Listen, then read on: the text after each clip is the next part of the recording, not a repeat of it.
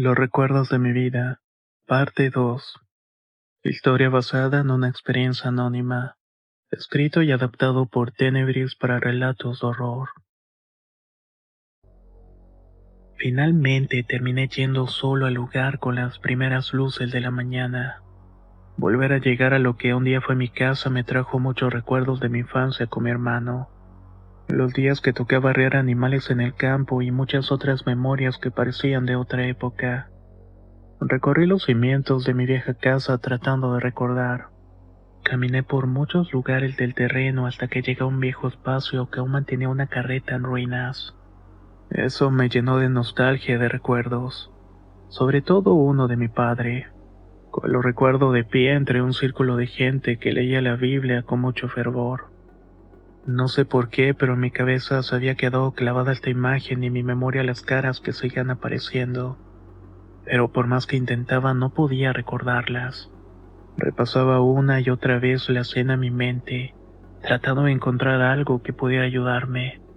Decidí caminar un poco más por el terreno, que era bastante amplio. Caminé hasta el tanque que ahora estaba transformado en un gran lago que inundaba el bosque. Ese bosque siempre me pareció un lugar importante y me daba miedo de niño.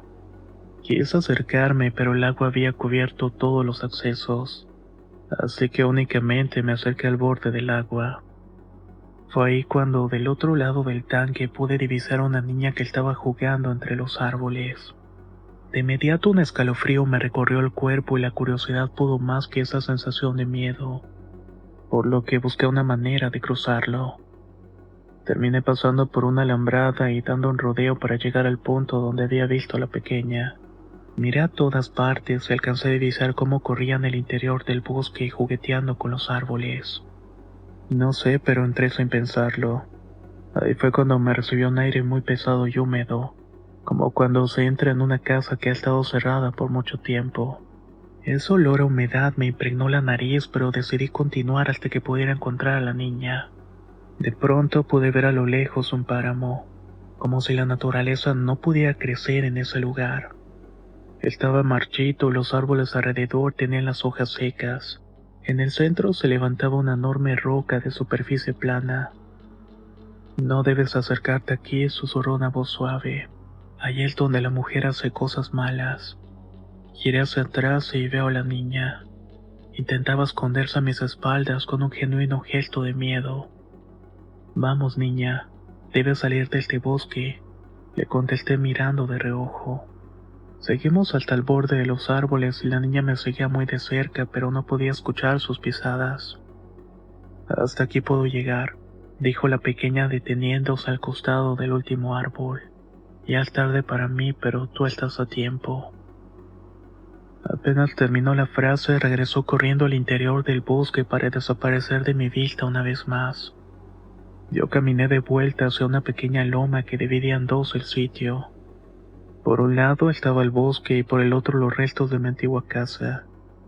Al final me detuve en la sombra de un espino a descansar un poco y pensar. Me recosté en el suelo y fijé mi vista hacia el cielo.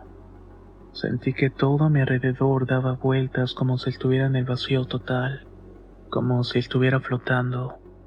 Podía sentir que mis brazos se alargaban y se encogían y todo se distorsionaba a mi alrededor. Poco a poco el cansancio me ganó la batalla y mis ojos se comenzaron a cerrar. En ese instante, como si se tratara de un recuerdo fugaz, recordé a mi padre diciéndome, no debes ir al bosque sin compañía, debes ir conmigo o con tu madre para buscar leña. Necesitaba hacer una profunda introspección para tratar de revivir mis días de infancia. Me refiero a esos antes de ir a la escuela, pero todo era muy borroso. Por más que me esforzaba, había cosas en mi memoria que no parecían ser mías. Me refiero a lugares en donde nunca estuve y momentos que jamás pasaron. Traté de explorar mi vida desde los 6 años en adelante, pero no había momentos que me llamaran la atención o que pudiera atribuirles a algún evento extraño.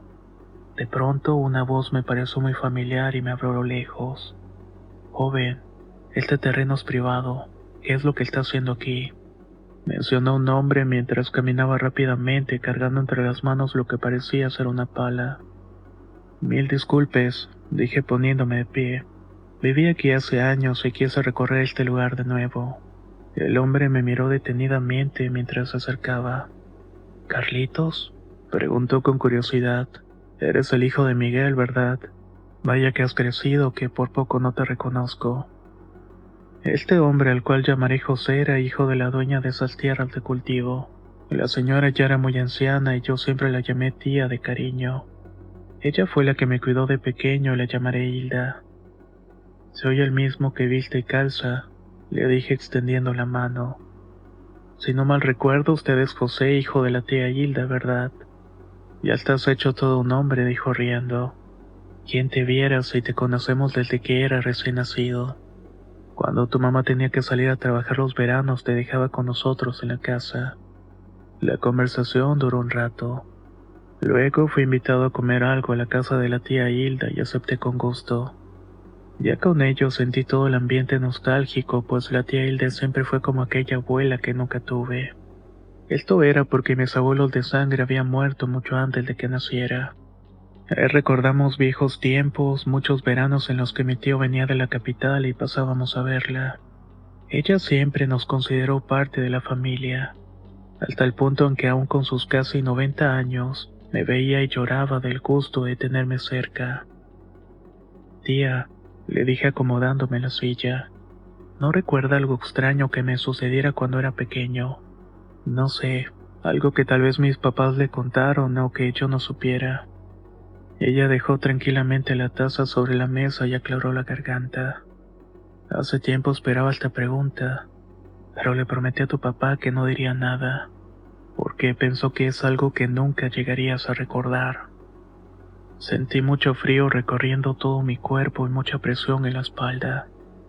Hijo, quiero que me prometas que no culparás a nadie de lo que te voy a decir. Sí, tía, se lo juro.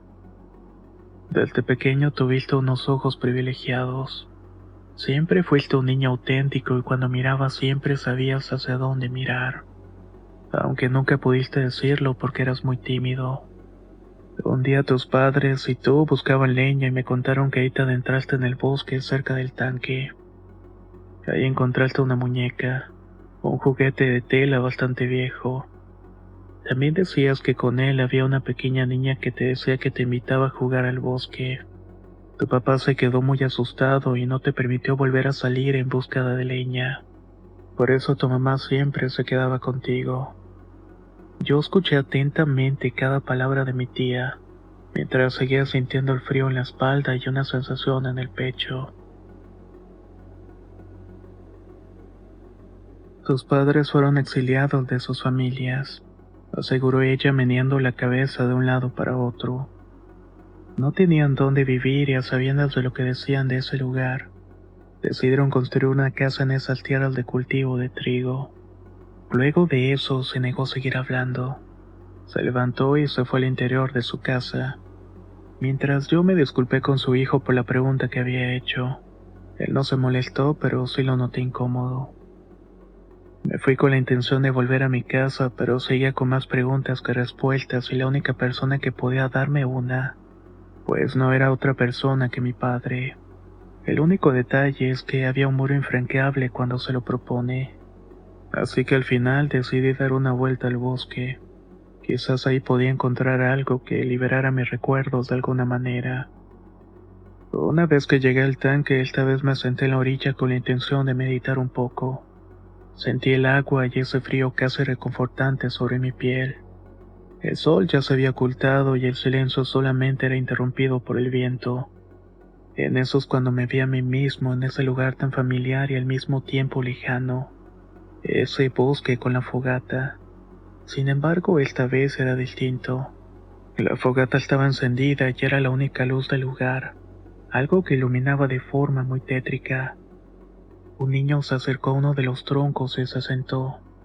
Lo hizo frente al fuego y extendiendo las manos, como tratando de quitarse un poco el frío. ¿Es padre un buen hombre?, preguntó sin levantar la cabeza. No, respondí. Me acerqué mi visión a la fogata para tratar de ver el rostro de este niño, pero al igual de lo que sucedió con la señora sanadora, no pude distinguir el rostro. Tu cara dice que hemos pasado por muchas cosas, agregó el niño. Hemos hecho muchos amigos. ¿Somos buenos amigos?, me preguntó. En ese momento descubrí que ese niño era yo sentado hablándome a mí mismo y haciéndome preguntas. Aún era inocente, pues en ese momento no conocía la maldad del mundo. Parece que en ese momento me leyó la mente porque agregó: no creas que no conozco la maldad de las personas. Sé bien lo que pueden hacer la emoción de la rabia y el dolor y tú también lo sabes perfectamente. ¿A qué te refieres?, pregunté. El niño se puso de pie. Tú no lo has recordado. No puedes hacer nada más aquí. Ahora somos tan ciegos que no podemos ver lo que está frente a nosotros. Un escalofrío se sintió más fuerte en la base de la columna y recorrió mi espalda hasta ir directamente a mi cuello. Salí del trance de inmediato y detrás de mí, por el rabillo del ojo, pude ver la silueta de una mujer anciana que llevaba un bastón al caminar.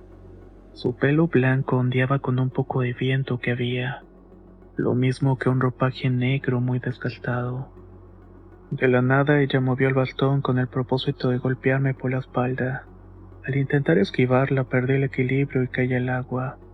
Cabe señalar que nunca he aprendido a nadar y me fui al fondo con rapidez mientras intentaba aferrarme a algo con todas mis fuerzas, aunque esto era en vano.